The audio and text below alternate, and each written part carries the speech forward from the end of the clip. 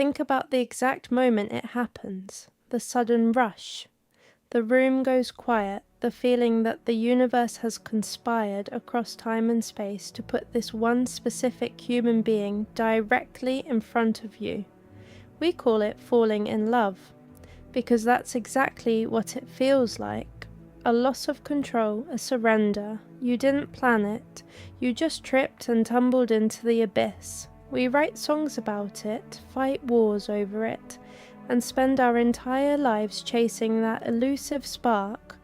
But what if I told you that this magical, cosmic alignment is partly a trick, an intoxicating illusion, orchestrated by your brain, your childhood, and the ghosts of your past?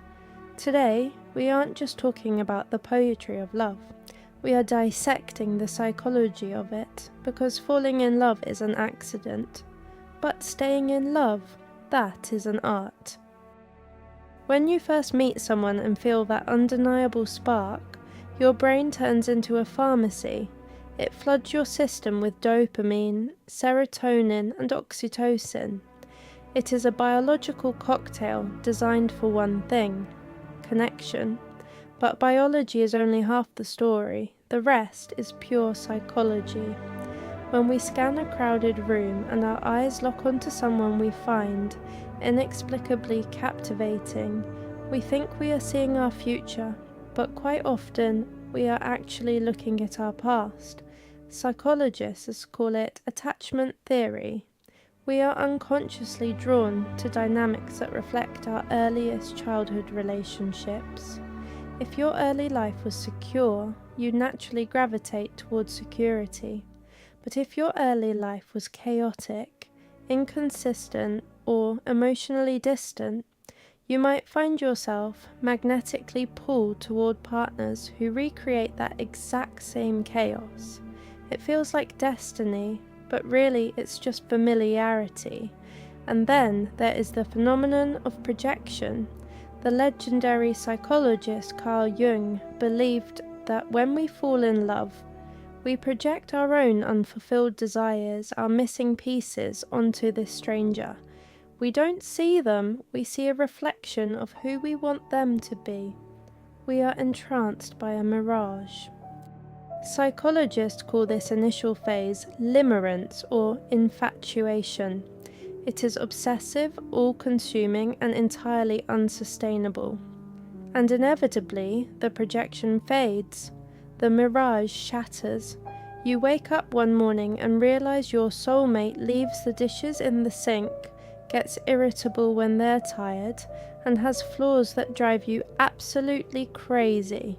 For many, this is where the relationship ends. The spark dies, the illusion breaks, and they walk away, believing they just picked the wrong person. But philosopher Erich Fromm argued something radically different. Fromm said that this moment of disillusionment isn't the end of the relationship, it is the beginning of real love.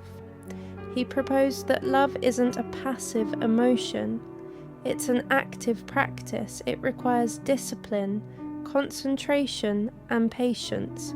You don't just fall in love, you build it.